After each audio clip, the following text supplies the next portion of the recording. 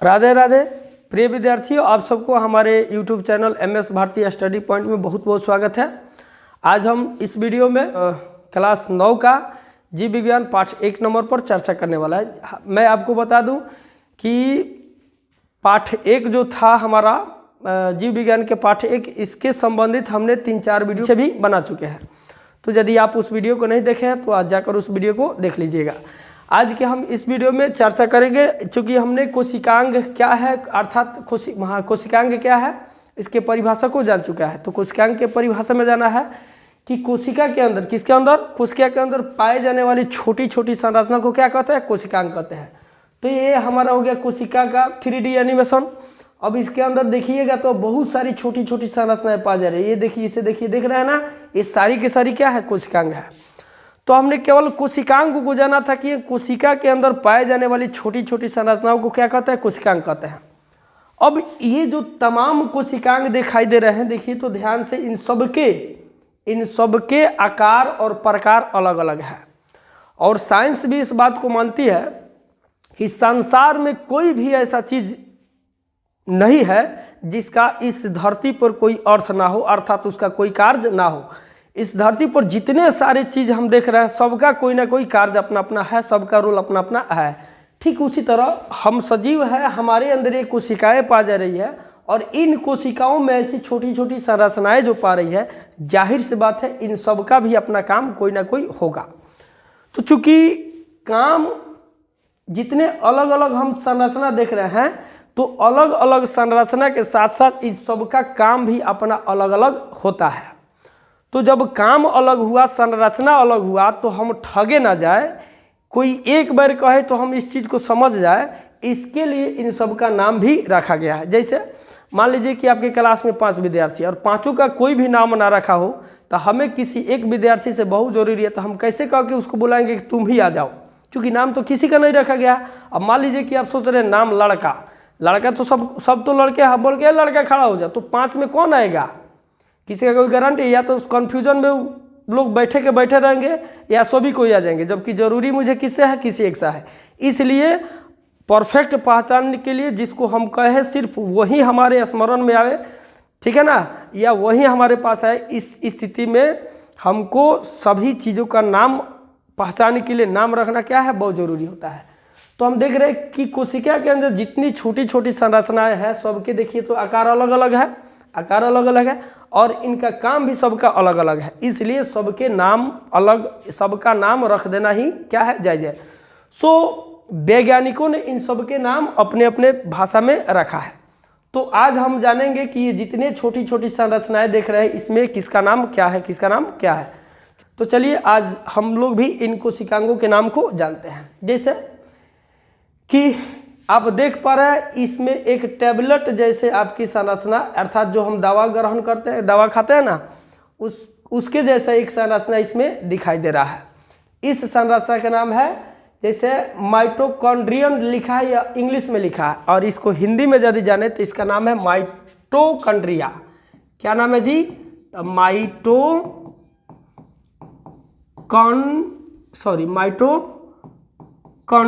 इसका नाम क्या जी? माइटोकॉन्ड्रिया है, ठीक है।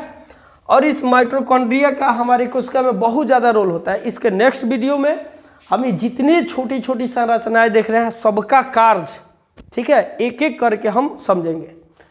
तो अभी हमने कोशिका के अंदर ये जो कैप्सूल जैसी संरचना दिखाई दिया, इसका नाम क्या है? माइटोकॉन्ड्रिया, इंग्लिश में माइटोकॉन्ड्रियन इसका नाम है। इसको जाना।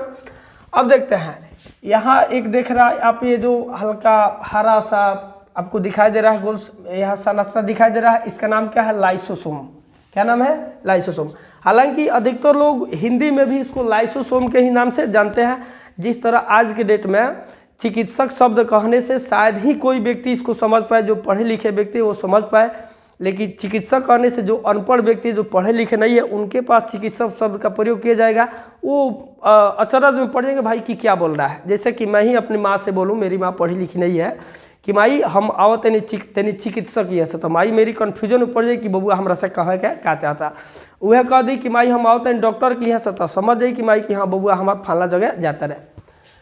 तो यहाँ कहने का मेरा अर्थ ये था कि कुछ ऐसे शब्द हिंदी का है जो मतलब कि हिंदी इंग्लिश, उसका इंग्लिश शब्द इतना ना प्रचलित हो गया कि हिंदी धीरे धीरे लुप्त हो गया है। ठीक उसी तरह ये जो आप हारास जैसा संरचना देख रहे हैं, ये हुआ, यहाँ देखिए ये हुआ, देख रहा है ना, ठीक है, इसका नाम क्या है, लाइसोसोम। ठीक है जी। तो हमने अभी तक 2 कोशिकांगों के नाम को जाना, एक जाना माइटोकॉन्ड्रिया, दूसरा जाना लाइसोसोम। ठीक है, आप लोग कीजिएगा क्या, वीडियो को रोक लीजिएगा, रोकने के बाद में जैसे जैसी संरचना दिया है ना, जैसी संरचना जैसे दिया टेबलेट की तरह दिया था, ऐसे आकार बनाकर और उसके पीछे इसका नाम लिख लेंगे। ठीक है जी। तो अभी तक हमने 2 कोशिकांगों के नाम को जाना। नेक्स्ट चलते हैं, जैसे कि आप ये देख रहे हैं पीला जैसा जो पीला दिखाई दे रहा है, इसका नाम है क्या है, गोल्जी ऑपरेटस, और इसको हिंदी में हम बोलते हैं गोल्जी काय। क्या बोलते हैं, गोल्जी काय। इसको हिंदी में हम लोग क्या बोलते हैं, तो गोल्जी काय बोलते हैं। ठीक है जी, या गोल्जी उपकरण के भी नाम से इसको जाना जाता है। तो हमने अभी तक 3 कोशिकांगों के नाम को जाना। एक जो कैप्सूल जैसी संरचना दिखाई दे रहा है, इसको हम माइटोकॉन्ड्रिया कहते हैं। एक जो आपको द्रव के आकार का, जैसे जल का बूंद होता है ना, उस बूंद के आकार में दिखाई दे तो उसका नाम क्या है, लाइसोसोम है। ठीक है। और दूसरे जो पीला संरचना देख रहे हैं, थोड़ा धब्बा प्रकार का दिखाई दे रहा है, पीला संरचना है और एक के ऊपर एक है, इसको हमने क्या, इसका नाम वैज्ञानिकों ने क्या लिखा, तो इंग्लिश में रखा गोल्जी एपरेटस, गोल्जी एपरेटस, जबकि इसको हिंदी में क्या बोला जाता है, तो गोल्जी काय या गोल्जी उपकरण। ठीक है जी। अब देखते हैं उसके बाद इसमें आप देखिएगा तो हालांकि इसमें आपको फ्रेश नहीं दिखाई दे रहा होगा, ये देख रहे हैं, जैसे कि मैं आपको बता दूं, एक माला को देखें आप लोग, माला का जिसमें मोतियों का माला हो, तो इसमें गोल गोल सा संरचना होता है। ठीक उसी तरह के ये जो कोशिकांग है, सॉरी कोशिका है, कोशिका के अंदर ऐसे ऐसे गोल संरचना, जैसे मान लीजिए ये हो गया, एक के ऊपर एक समूहों में, एक के ऊपर एक, एक के ऊपर एक, एक के ऊपर एक, एक के ऊपर एक, एक के ऊपर एक, ऐसी छोटी छोटी संरचना आपको देखने को मिलेगा। तो उन छोटी छोटी संरचनाओं को नाम वैज्ञानिकों ने क्या रखा है, राइबोसोम।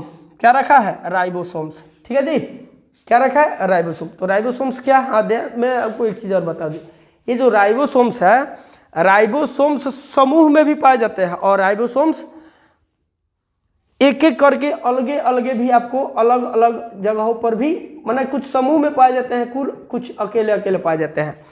तो जो राइबोसोम एक साथ पाए जाते हैं, उस समूह में पाए जाते हैं, उनका नाम है पॉली राइबोसोम। उनका नाम रखा गया, क्या रखा गया, तो पॉली राइबोसोम। मुझे विश्वास है कि आपको ये भी समझ में आएगा। नेक्स्ट चलते हैं, फिर एक देख रहे हैं संरचना हम, या सबसे पहले देखते हैं ये जो बड़ा संरचना देख रहे हैं, इसके बारे में तो हमने पहले भी जानकारी ले लिया है कि इसका नाम क्या है, केंद्रक है, और केंद्रक को इंग्लिश में क्या बोलते हैं, न्यूक्लियस। क्या बोलते हैं, न्यूक्लियस। दूसरी चीज, एक चीज और हमने जाना कि केंद्रक के भी अंदर, केंद्रक के अंदर एक गोल जो देख रहे हैं, गोल छोटी सी संरचना पाई जाती है, जिसका नाम क्या है, केंद्रिका। तो देखिए इस न्यूक्लियोलस, केंद्रक को क्या बोलते हैं, न्यूक्लियस, और केंद्रिका को इंग्लिश में क्या बोलते हैं, न्यूक्लियोलस। ठीक है जी। तो अभी तक ले देखते हैं हमने कितने कोशिकांगों के नाम को जाना था, जान लिया। तो एक लाइसोसोम, माइटोकॉन्ड्रिया, राइबोसोम और गोल्जी काय या गोल्जी उपकरण, उसके बाद केंद्रिका और एक जाना केंद्रक। ठीक है जी। अब देखते हैं इसमें और भी थोड़ा भूरा कलर के एकदम गोल गोल संरचना, ये समूह में नहीं पाया जाता है, ये जो है इस समूह में नहीं पाया जाता है, ये हमेशा अकेले ही अकेले रहते हैं। ठीक है। और इसका नाम देखिए क्या रखा गया है, पेरीऑक्सीसोम, पेरीऑक्सीसोम। फिर इसको हिंदी में भी पेरीऑक्सीसोम के ही नाम से पूरा प्रचलित है। ठीक है जी। नेक्स्ट चलते हैं। अब देखिए ये जो उजला जैसा आपको संरचना दिखाई दे रहा है, ये क्या है, रिक्तिया है, जिसको हम हिंदी में रसधानी कहते हैं, रसधानी कहते हैं। क्या कहते हैं जी, रसधानी। इंग्लिश में देखिए क्या बोल रहा है, वैक्यूल, वैक्यूल, इसको इंग्लिश में क्या बोला गया, वैक्यूल। इसका स्पेलिंग है VACUOLE, वैक्यूल। इसको इंग्लिश में क्या बोलते हैं, वैक्यूल, और हिंदी में क्या बोलते हैं, रसधानी बोलते हैं। अब रसधानी क्या होता है, इस पर भी हम लोग एक एक करके, जैसे कि मैंने बोला था कि जितने सारी संरचनाएं देख रहे हैं, सभी के बारे में एक एक जानकारी हम इसके नेक्स्ट वीडियो में लेंगे कि हाँ माइटोकॉन्ड्रिया क्या है, उसके कार्य क्या है, ये हमारे कोशिका में क्या क्या करते हैं, इनकी क्या क्या कोशिका में योगदान होता है, हम जीवों में इनके क्या क्या योगदान होता है, सबके बारे में एक एक जानकारी रखेंगे। अभी इस वीडियो बनाने का उद्देश्य यही है कि आप विभिन्न कोशिकांगों के नाम को जान सको। ठीक है, तो इसका नाम क्या है, रसधानी है। अब देखिए ये जो, हाँ ये हो गया। अब ध्यान से देखेंगे तो ये जो हमारा केंद्रक है, केंद्रक के चारों ओर ऐसे अनियमित आकार के, किस आकार के, अनियमित आकार का मतलब वो समझता है। जैसे कि आप विद्यार्थी हो, आप क्लास डेली करते हो तो आपका होता है कि यह नियमित लड़का है, इसका गारंटी है कि डेली आता है। अनियमित क्लास का अर्थ क्या हुआ कि कोई आपका गारंटी है ना कि कब आए या कब नहीं आए। तो नियमित आकार का होता है कि जैसे त्रिभुजाकार, वलयाकार, घनकार, घनाभाकार एक आकार होता है। अनियमित का अर्थ हुआ कि इसका कोई आकार ना है, कब किस रूप में रहेगा इसका कोई लिमिट ना है। तो केंद्रक के चारों ओर अनियमित आकार के देख रहे हैं कुछ संरचना आपको यहाँ पर दिखाई दे रहा है। इसी को हम लोग हिंदी में अंतःपर्दवेयी जालिका के नाम से जानते हैं। अर्थात ये, अच्छा बताइए, अंतःपर्दवेयी जालिका क्या है, कोशिकांग। क्यों? क्योंकि ये जो संरचना अनियमित दिखा रही कोशिका के अंदर है, और हम जानते हैं कि कोशिका के अंदर पाए जाने वाली छोटी छोटी संरचनाओं को क्या बोलते हैं, कोशिकांग कहते हैं। ठीक है, इसलिए भी क्या है, कोशिकांग है। समझ में आया? तो ये अंतःपर्दवेयी जालिका को देखिएगा तो ये अनियमित आकार के है, और इसको यदि काटिएगा, आप क्या कीजिएगा, यहाँ काट कर इतना होता है, काट कर इसको हटाइएगा तो इसमें नली आपको दिखाई देगा। क्या दिखाई देगा, नली दिखाई देगा, खोखला। समझ रहे हैं ना? तो ये रहा हमारा क्या, अंतःपर्दवेयी जालिका। ये जो अंतःपर्दवेयी जालिका है ये दो प्रकार के होते हैं। एक पर ये जो राइबोसोम देख रहे हैं आप लोग, कहाँ गया राइबोसोम जी, इधर। हाँ, राइबोसोम देख रहे हैं, तो एक पर राइबोसोम के छोटे छोटे कण मौजूद होते हैं। ठीक है जी। और कुछ अंतःपर्दवेयी जालिका के भाग होता है जिस पर राइबोसोम के कोण नहीं पाए जाते हैं। तो जिस अंतःपर्दवेयी जालिका पर राइबोसोम के छोटे छोटे कण पाए जाते हैं उनका एक अलग नाम रखा गया हिंदी में, जिससे बोला जाता है खुरदरी अंतःपर्दवेयी जालिका। और इंग्लिश में देखिए इसका नाम क्या रखा गया है, इंग्लिश में इसका नाम देखिए क्या रखा गया है, राउंड एंडोप्लाज्मिक रेटिकुलम।